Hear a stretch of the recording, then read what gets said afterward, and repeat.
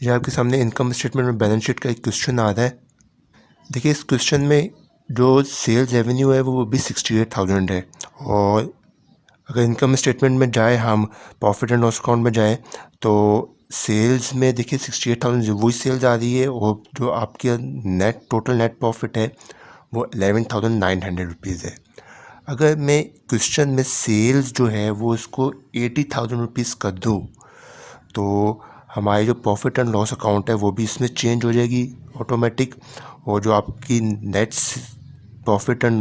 Profit है वो भी चेंज हो जाएगा। इसी तरह जो बैलेंस शीट में अमाउंट है नेट प्रॉफिट की वो भी चेंज हो जाएगी।